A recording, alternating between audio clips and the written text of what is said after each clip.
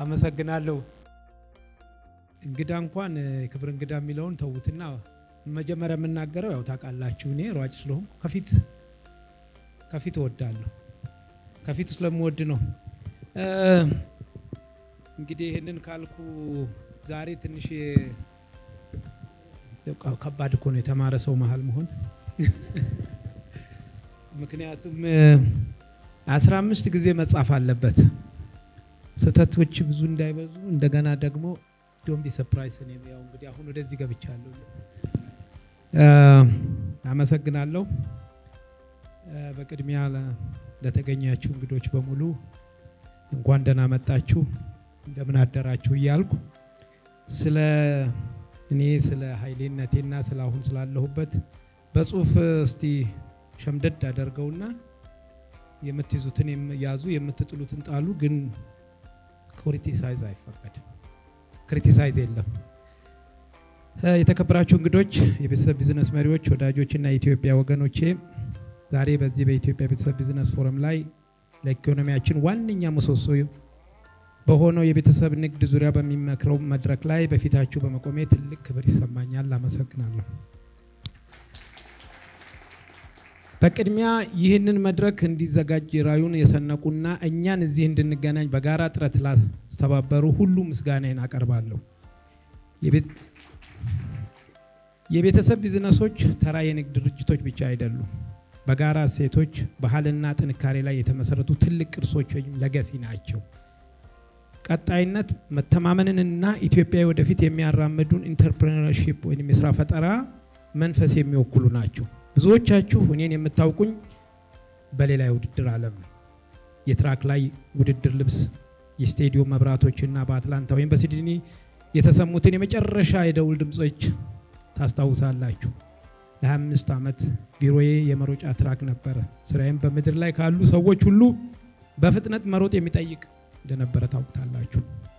ዛሬ ግን በፊታችሁ የቆምኩት በመሮጫ ቁምጣ ሳይሆን ያው እንደምታዩኝ ባለ አለባበስ ነው። ሆኖም መጥፎ አይደለም አለባበስ። ሆኖም አሁን እየሮጥኩ መሆኔን ላረጋግጥላችሁ እወዳለሁ። አሁንም እየሮጥኩ ነው። የሩጫው አይነት ግን ተቀይሯል። አሁን የማጠናቀቂያው መስመር ለራሴ የማገኘው የወርቅ ሜዳሊያ አይደለም። ምንም እንኳን ሀገሬን ወክዬ ባንዲራችንን ከፍ ያደረጉባቸውን ጊዜያት የክብር ትዝታዎቼ ቢሆኑም አሁን ትኩረቴ ለኢትዮጵያና ለአፍሪካ ዘላቂ ልማት ሰስቴናብል ዲቨሎፕመንት ላይ ይሆናል። እኔ እዚህ የተገኘሁት ከአሰላ የእርሻ ማሳዎች ተነስቼ እስከ አዲስ አበባ የቦርድ መሰብሰቢያ ክፍሎች ድረስ የመጣሁበት ጉዞ ላካፍላችሁ ነው። ይህ ታሪክ ከዚህ ፎረም ዋና ጭብጦች ጋር በቀጥታ ይገናኛል። ይህም ህልማችንን በምን ገንዘብ እንደምናሳካ ወይንም ፋይናንሲንግ ማለት ነው ለመቅደም ምን አይነት ፈጠራ እንደምንጠቀም ኢኖቬሽን እና ዘላቂ ቅርስ ለመተው ራሳችንን እንዴት እንደምናስተዳድር ገቨርናንስ የሚለውን ናቸው።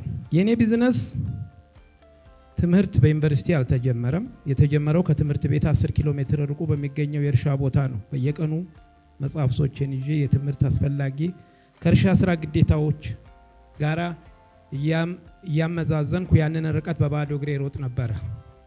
የዘራውን ብቻ ታጭዳለህ የሚል ተግሳጽና ዲሲፕሊን ለገነባሁት ሁሉ መሰረት ነው። በ80ዎቹ መጨረሻና በ90ዎቹ መጀመሪያ ላይ ዓለም አቀፍ ውድድሮችን ማሸነፍ ሲጀምር የመጀመሪያውን ወሳኝ የፋይናንስ ትምህርት ተማርኩ። ድንገት ያ ከገጠር የመጣ ልጅ ገንዘብ አገኘ። ነገር ግን ውስጤ ያለው የገበሬ ልጅነት የተሻለ ያስባል ነበር። ገና እየሮጥኩ ያለው አንድ ኢንተርፕረነር ወይንም ስራ ፈጣሪ ማሰብ ጀመርኩ። እንደ ኢንተርፕረነር ማሰብ ጀመርኩ ማለት ነው። ለራሴ ብቻ ሳይሆን ለሀገሬም ኢንቨስት ማድረግ እንዳለብኝ በደመ ነፍስ ተሰማኝ። የመጀመሪያው ትልቁ ኢንቨስትመንቴ ህንፃ መገንባት ነበረ። ከውድድሮችና ከማስታወቂያ የማገኘውን ገንዘብ አጠራቅሜ ወደ ትልቅ ነገር ቀየርኩት። ያ የመነሻ ካፒታል ሲድ ካፒታል አድጎ ከባለቤቴ ከወይዘሮ ዓለም ጥላሁን ጋራ የመሰረትን ኃይሌና ዓለም ኢንተርናሽናል ኃላፊነት የተወሰነ ሲሆን ዓላማችን ቀላል ቢሆንም ጥልቅ ነበረ። ከአትሌቲክስ የተገኘውን ገቢ ወደ ዘላቂ ቢዝነስ በመቀየር የሥራ እድል መፍጠርና ለኢትዮጵያ ልማት አስተዋጽኦ ማድረግ። እኔ ቀደም ብዬ አትሌቲክስ ወይንም አትሌትነት ጊዜያዊ የሥራ ምድብ እንደሆነ ተረድቼው ነበር። ያው ስናረጅ ይቀራል ማለት ነው። ለራሴ ብቻ ሳይሆን ለሀገሬም ተለዋጭ እቅድ ፕላን ቢ ያስፈልገኝ ነበር። ይህንን ሁሌም ቢሆን ከምንም በላይ ትልቁ ጥላታችን ነው ድህነት ማለት ነው። ትልቁ ጠላታችን ማለት ድህነት ነው። ድህነት ከጎረቤትና አፍሪካዊ ወንድሜ ፖል ተርጋትም ሆነ ከሀገሬ ልጅ ጓደኛዬ ቀነኒሳ በቀለ በበለጠ ለኔ ከባድ ተፎካካሪ ነበር። ይህንን ጠላት ለማሸነፍ ደግሞ ብዙ የሥራ ዕድሎች መፍጠር ያስፈልጋሉ። ከነዚህ ዓመታት እድገት ግብአቶችን እንደሚጠይቅ ተምሬያለሁ። ለቤተሰብ ቢዝነሶች ደግሞ የፋይናንስ አቅርቦት ማግኘት አንዱ ትልቁ ፈተና ነው። ባህላዊ የብድር አሰጣጥ መንገዶች ብዙውን ጊዜ ከቤተሰብ ንግዶች የረጅም ጊዜ ራዕይና መዋቅር ጋር አይጣጣሙም። እሴቶቻቸውን ሳያለቁ ማደግ እንዲቻል በሽርክና በካፒታል ገበያ ወይም በተለያዩ የፋይናንስ አማራጮች ኢኖቬሽን ፋይናንሲንግ ሶሉሽንስ ማለት ነው መጠቀም አለብን። ከውድድር ህይወት ስወጣ ቢዝነሴም መብሰል ነበረበት። ይህ ደግሞ ፈጠራን ወይም ኢኖቬሽንን የግድ ይል ነበረ። በህንፃ ብቻ መወሰን አልቻልኩም። ኢትዮጵያ ምን ያስፈልጋታል? እኔስ እዚህ ላይ ምን እሴት መጨመር እችላለሁ ብዬ መጠየቅ ነበረብኝ። ሀገራችን እጅግ ውብ ብትሆንም ደረጃውን የጠበቀ የመስተንግዶ አገልግሎት ክፍተት እንዳለባት አየሁ። ስለዚህ ከሐዋሳ ተነስተን እስከ አርባ ምንጭ፣ አዳማ፣ ጅማ እና ሌሎችም ቦታዎችን በማስፋት ኃይሌ ሆቴሎችና ሪዞርቶችን ከፈትን። የቡና መገኛ የሆነችው ሀገራችንን ከዚህ ተፈጥሯዊ ስጦታ ሙሉ በሙሉ እየተጠቀመች እንዳልሆነ አስተዋልኩ። ስለዚህም 1500 ሄክታር መሬት ላይ የቡና ልማት በመጀመር ወደ ውጭ ከመላኩ በፊት እሴት እንዲጨመር ወይም ያው እንደምታዩት ቆልቶ መሸጥ ማለት ነው። እያደገ የመጣው መካከለኛ ገቢ ያለው ማህበረሰብ የማጓጓዣ አማራጭም ደግሞ እንደሚያስፈልገው በማየቴ ያው እንደምታዩት የሃይንዳይ መኪና መገጣጠሚያዎችን ከሃይንዳይ ካምፓኒ ጋር በመተባበር መኪና እዚህ ኢትዮጵያ ውስጥ መገጣጠም ጀመርን። ለእኔ ኢኖቬሽን ወይም ፈጠራ ማለት አዲስ ነገር መፍጠር ብቻ ማለት አይደለም። ዓለም አቀፍ ደረጃዎችን ወይም ግሎባል ስታንዳርድ አምጥቶ በአካባቢ ሁኔታ ጋር ማዛመድ እንጂ ይህም ከሲኒማና ጂምናዚየም ወደ ከባድ ኢንዱስትሪና ግብርና ዘርፍ ፊትን ማዞር ማስፋፋት ነበር። ዛሬ የኃይሌ ብራንድ ከ5000 ያላነሱ ሰራተኞች ወይም ባልደረቦቼ ነው የምላቸው አብረን እየሰራን ነው። ሰራተኞችን ቀጠርኳቸው አይደለም፣ ስራው ነው ራሳቸውን የሚያስተዳድራቸው ማለት ነው። ትንሽ ይከብዳል ይሄ ወርድ መጠቀም። ይህ ኃላፊነት በጂም ውስጥ ከምናነሳው ከየትኛውም የጡንቻ ማጠንከሪያ ብረት ወይም ዳምፔል የበለጠ ይከብዳል አይደል?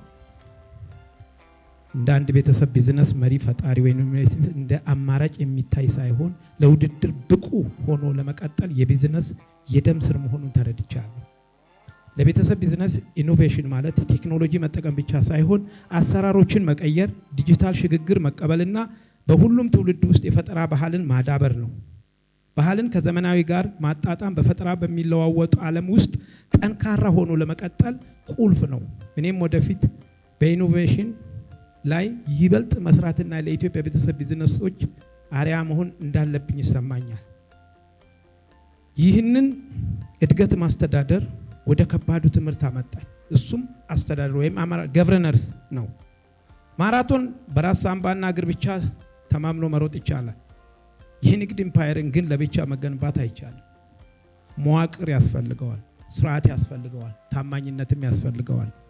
የመልካም አስተዳደርን አስፈላጊ በራሴ ኩባንያ ውስጥ ብቻ ሳይሆን ከራሴ ድርጅት ውጪ ባሉ ተመክሮ የመልካም የሥራ ባህል አለመኖር እና አራስ ወዳድነት በሰፈነበት ሁኔታ ውስጥ በከባድ መንገድ ተምሬዋለሁ። ይህንን የህመም ትምህርት ወደ ራሴ ኩባንያ ይዤ መጣሁ።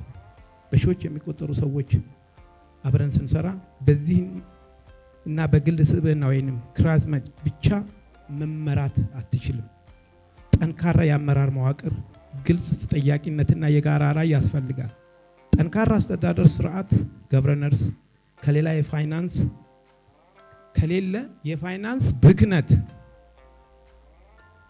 ፋይናንስም ይባክናል፣ ኢኖቬሽንም ይገታል ወይንም ፈጠራም ይገታል ማለት ነው። ጠንካራ አስተዳደር ለዘላቂ መሰረት ነው። ግልጽ መዋቅሮች፣ የተተኪ አመራር ዝግጅት ወይም ሰክሴሽን ፕላኒንግ እና የባለሙያ አመራር ልምዶች የቤተሰብ ቢዝነስ ከአንድ ትውልድ በላይ እንዲዘልቅ ያደርጉታል። አግኝታችሁኛል እዚህ ጋር ብዬ አስባለሁ። ጋቨርነንስ ማለት በምንመራው ተቋም ውስጥ የመወሰን መብታችን ማጣት ማለትም አይደለም። ይልቁንም የንግዳችንንና የቤተሰቡን አመራር ለይቶ በማስተዳደር የሚጠበቅ ስርዓት መፍጠር ማለት ነው። ዛሬ በምናደርገው ውይይት በተግባራዊ መፍትሄዎች ላይ እናተኩር።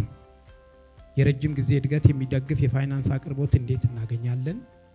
ፈጠራ ወይንም ኢኖቬሽን እንዴት ቤተሰብ ቢዝነስ መለያ ወይንም ዲኤንኤ ማድረግ እንችላለን? ቀጣይነትና መተማመንን ለማረጋገጥ የአስተዳደር ስርዓታችን ወይም ገቨርነንስ እንዴት እናጠናክራለን ብለን መጠየቅ ነው ዛሬ ያለብን። ንግግሬን ለማጠቃለል ወዳጆች ሆይ የንግድ ዓለም ልክ እንደ ረጅም ርቀት ሩጫ ነው። ስንሮጥ እንደቆየሩ ማለት ነው። ሙሉ መንገዱን እንደ አጭር ርቀት በከፍተኛ ፍጥነት ወይ ስፕሪንት መሮጥ አይቻልም። የመጀመሪያዎችን ኪሎሜትሮች ለመቋቋም ፋይናንስ፣ በመሃል ላይ ስልት ለመቀየር ፈጠራ ወይንም ኢኖቬሽን እና ከመጨረሻ መስመር በፊት ለመውደቅና ወደ ላቀ ደረጃ ለሚደርሰው ለሁለተኛው ትውልድ ዱላውን ወይም በተኑን ለማቀበል አስተዳደሩ ገቨርነንስ ያስፈልገናል። የኔ በትራክ ላይ የማሸነፍ ጊዜ አብቅቷል። ነገር ግን አገራችን የበለጸገችና ራሷን የቻለች ኢኮኖሚ ለመገንባት የምታደርገውን የጋራ ሩጫ ገና መጀመሩ። ይህ ፎረም ከውይይት በላይ ነው። ለትውልድ የሚሸጋገር የኢትዮጵያ ኢኮኖሚ ሽግግር የሚመሩት ጠንካራ ፈጠራ የታከለበትና በጥሩ ሁኔታ የሚተዳደሩ የቤተሰብ ቢዝነሶችን ለመገንባት የሚደረግ ቃል ኪዳን። በመጨረሻ ግን አንድ ነገር ማለት የምፈልገው ነገር አለ። በዚህ በፋሚሊ ቢዝነስ ወይንም ደግሞ ሰከንድ ሰርድ ጄኔሬሽን ሁልጊዜ የሚከነክነኝ ነገር ስላለ ነው። ባለቤት ሞተ፣ ቢዝነስም ሞተ። ምናልባት ቼክ ታደርጉታላችሁ። ሳምባዲ የሚባሉ ብዙ ኢትዮጵያ ውስጥ በጣም በርካታ ታሪክ እየሰሩ ያሉ ልክ ባለቤቱ ሲሞት የሚገርማችሁ ሚስት እንኳን ቴክ ኦቨር ማድረግ ማትችልበት ደረጃ እየተደረሰ ነው። ለምን እንደሆነ አይገባኝም። ኦፍ ኮርስ የኛ ችግር ነው፣ የባለቤቶች ችግር ነው። ስራችንን እኛው ብቻ እንቅ አድርገን ይዘን ለሚስትም ማንነግር ለልጆችም ማንነግርም ልጆችን ፓርቲሲፔት አናደርጋቸውም። ሰከንድ ሰርድማ ታስቡት ትንሽ ይርቅብኛል። ሌላው ግን ትልቅ እኔ እንደ ፕሮብሌም የማየው እንደ ህግ የተቀመጡ ነገሮች ማተር ሳያደርጉ አይቀሩም።